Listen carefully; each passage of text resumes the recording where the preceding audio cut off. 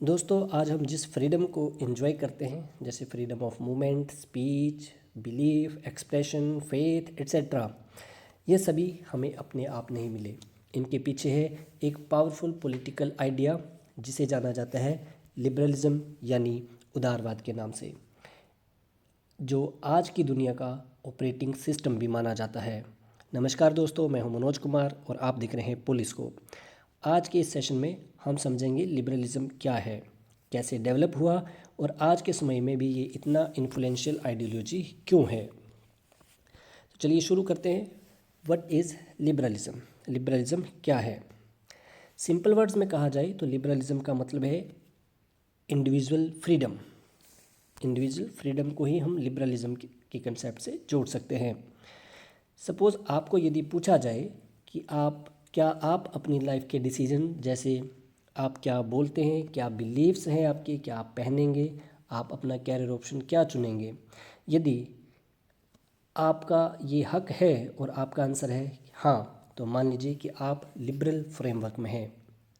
Liberal framework एक ऐसा framework जो बेस्ड है इक्वालिटी पे, इंडिविजुअल की फ्रीडम पे, लिमिटेड कंट्रोल हो जहाँ पे गवर्नमेंट का इंडिविजुअल्स के राइट्स को प्रोटेक्ट किया जाए, और जिसको गवर्न किया जाना है, कंसेंट ऑफ द गवर्न, जिसको गवर्न किया जाना है, जिसके ऊपर शासन करना है, अगर उसकी कंसेंट है, उसकी सहमति है, अगर ये पॉलिटिकल इन टर्म्स को, अगर इन बेसिक आइडियाज़ को फॉलो अप किया जा रहा है, तो समझिए कि ये एक लिबरलिज्म का कंसेप्ट है।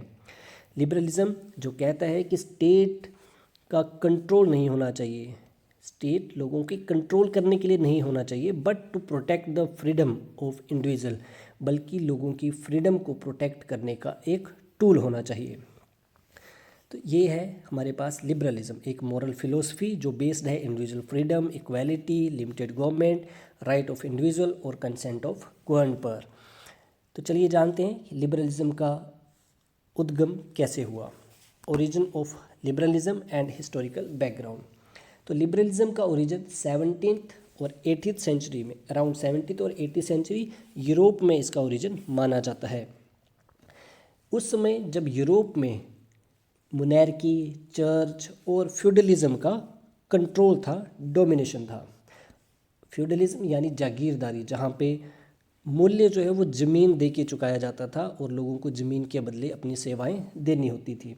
तो जब इन सब का, चर्च का, मोनार्की, जहाँ पे राजा का फुल कंट्रोल था, अथॉरिटीज़ पे, लोगों पे उनका शासन था, अपनी पावर का फुल कंट्रोल कर रहे थे, तब कुछ लोगों ने ये आवाज़ उठाई, रिवोल्ट किया इस पूरे स्ट्रक्चर के अगेंस्ट कि राजा को आखिर इतनी पावर क्यों है और इंडिविजुअल के राइट्स का क्या है। क्योंकि जागीरदारी में सामंतवाद, फ्यूडलिज्म जिसे हम कह सकते हैं, जहाँ पे लोग अपने बेसिक राइट्स के लिए तड़प रहे थे, तो उस समय लोगों ने पूछा इंडिविजुअल्स के राइट्स का क्या होगा।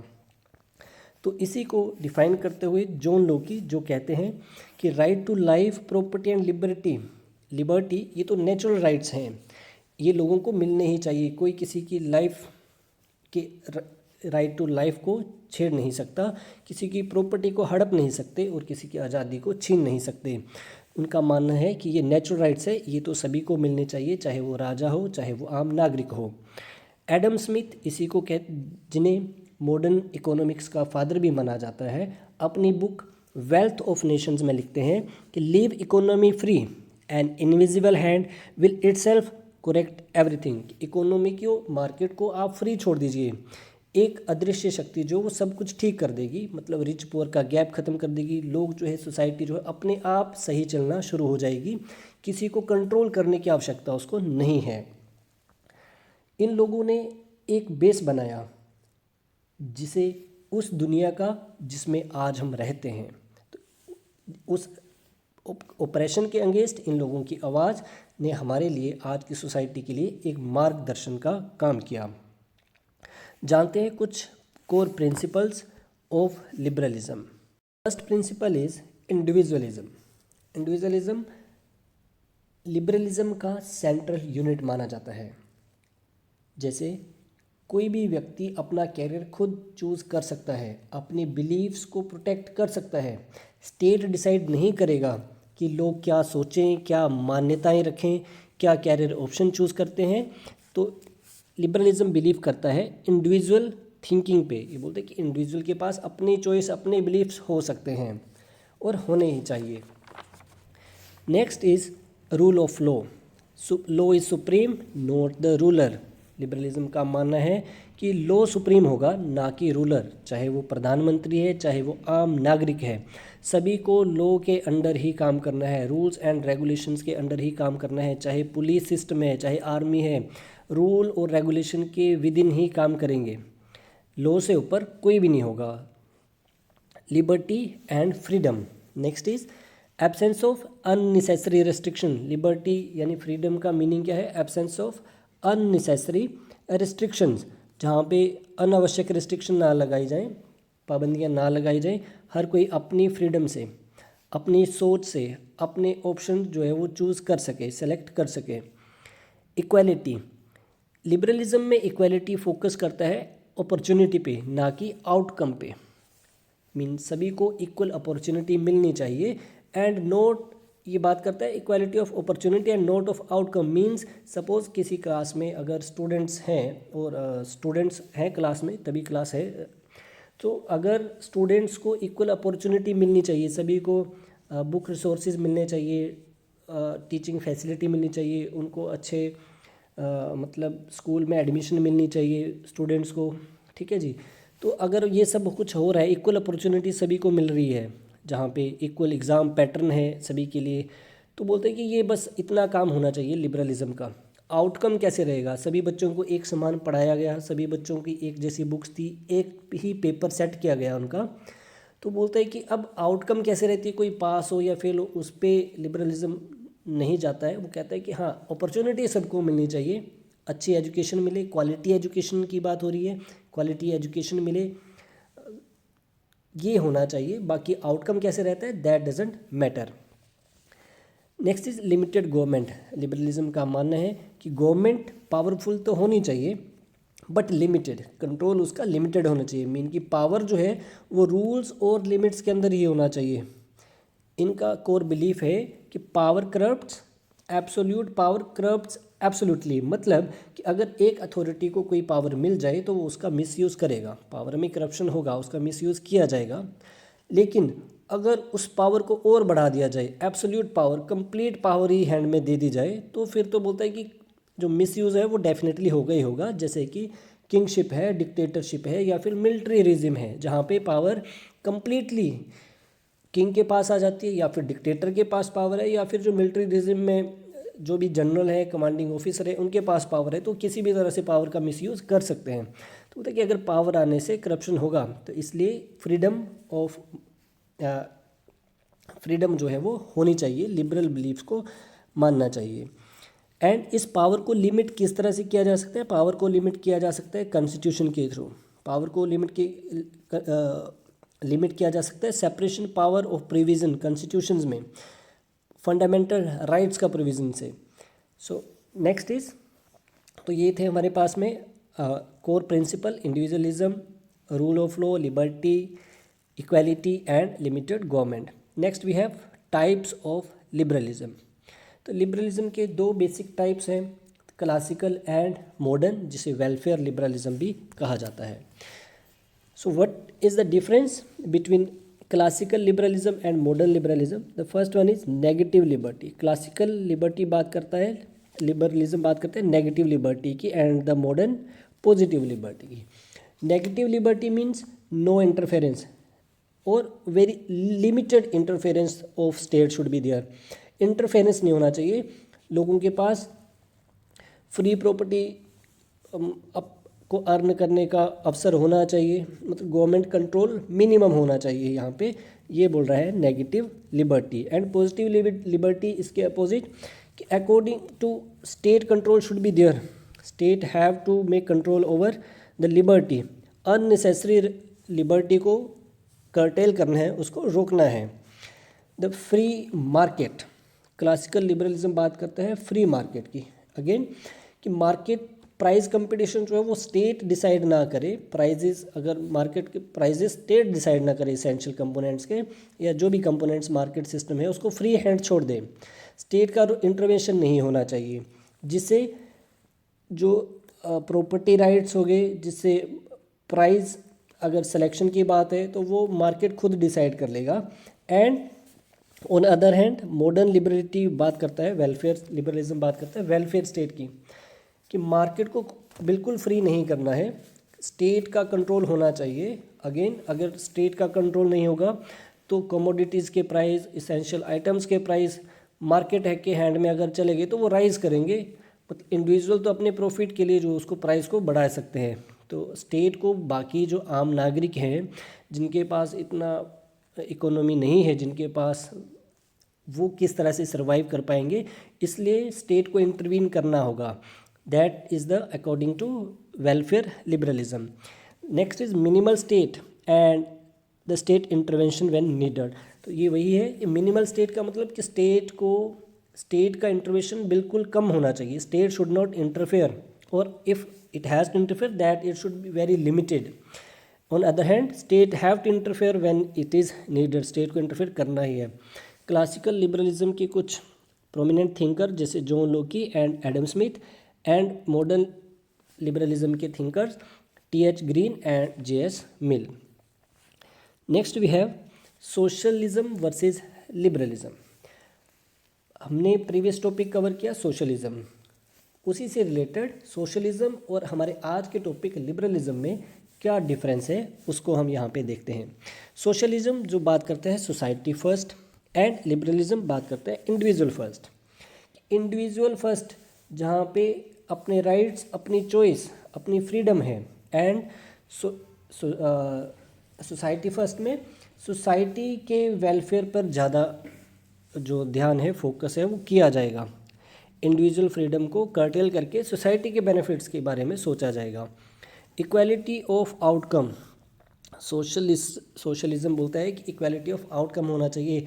आपने जो कुछ भी किया, कोई भी पॉलिसीज़ लेके आए, कुछ भी आपने इक्वालिटी के लिए किया है सोसाइटी में, एंड रिजल्ट उसका क्या है। अगर आपने टैक्सेस, प्रोग्रेसिव टैक्सेस है चाहे दूसरे टैक्सेस है, अगर आपने इम्पोज किए, आप एजुकेशन की बात करें, आपने सभी को इक्वल एजुकेशन दे दिया, इक्वल एजुकेशन प्रोवाइड किया सभी को, इक्वल एजुकेशन की बात करते हैं, तो बोलते हैं कि आउटकम क्या रही फाइनल, क्या सभी बच्चे पास हुए, क्या सभी बच्चों का सेम रिज़ल्ट आया जैसे आना चाहिए था, सभी का सेम लेवल है कि नहीं है।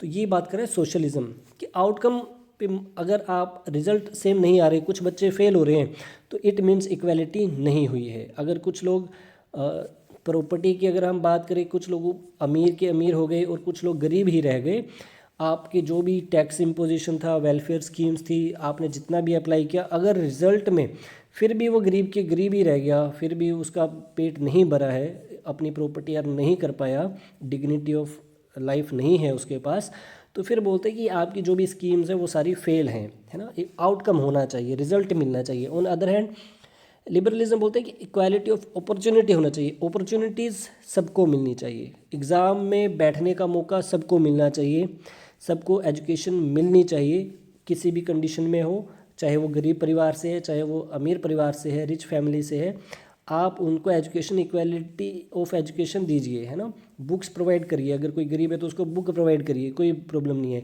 फीस उसकी माफ़ कर दीजिए। मतलब स्कूल जाने का, क्लास में बैठने का उसको मौका मिलना चाहिए, पढ़ने का मौका मिलना चाहिए। अब रिज़ल्ट उसका क्या आता है, रिज़ल्ट में वो चाहे पास हो फेल हो, इसके ऊपर लिबरलिज्म बात नहीं कर रहा। आपको अपॉर्चुनिटी प्रोवाइड करवानी है, ना कि ये देखना कि रिज़ल्ट क्या रहा है, आउटकम क्या मिल रही है। Next is active state and limited state.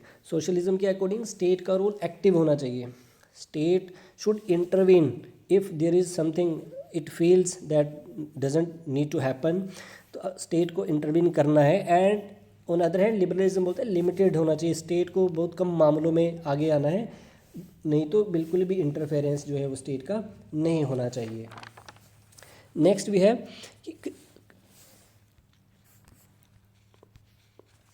Criticism क्यों हुआ लिबरलिज्म का, कुछ क्रिटिसिज्म भी रहा। So we have the first one, too much individuality.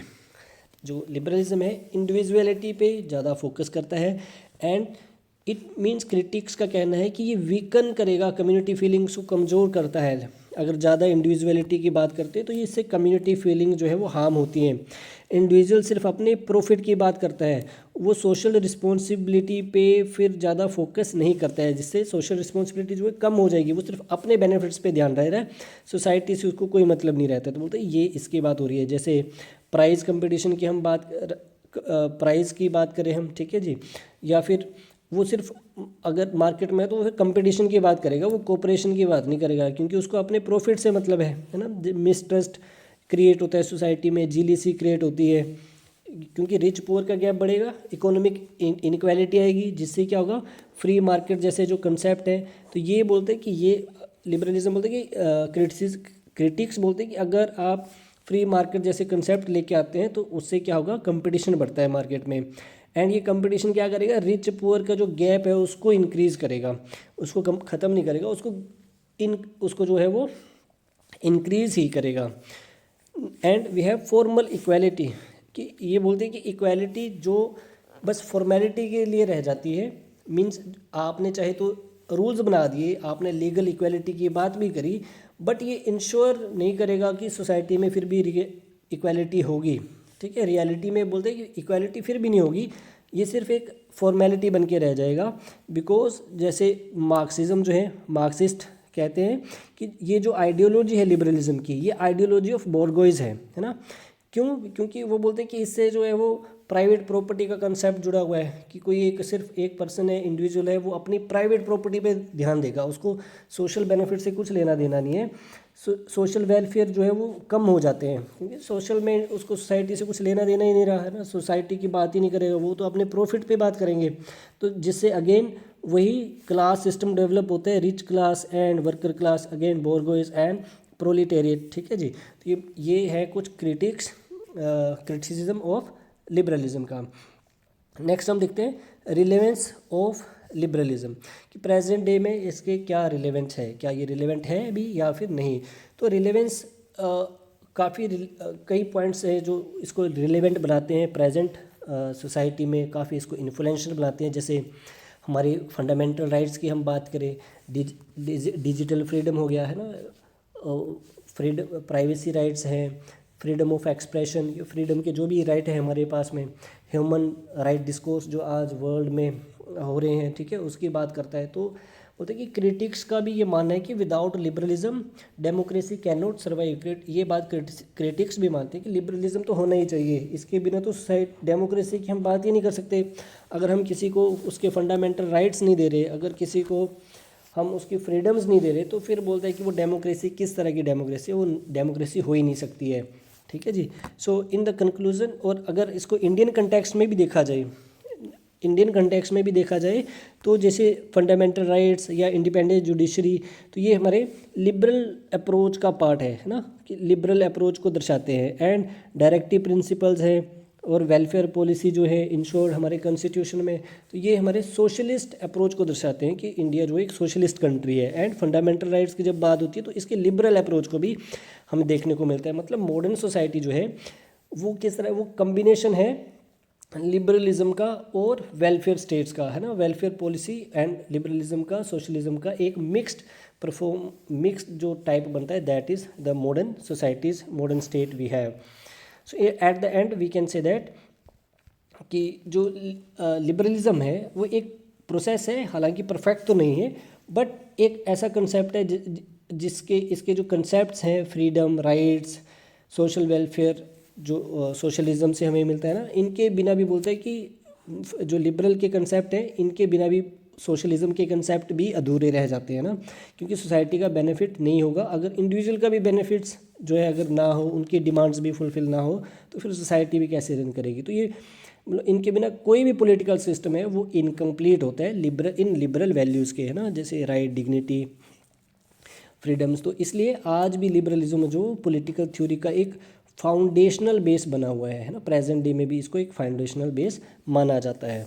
सो आज का सेशन आपको अगर यूज़फुल लगा हो तो वीडियो को लाइक, शेयर और चैनल को सब्सक्राइब ज़रूर करें। मिलते हैं नेक्स्ट टॉपिक के साथ में, तब तक के लिए हैव अ गुड डे।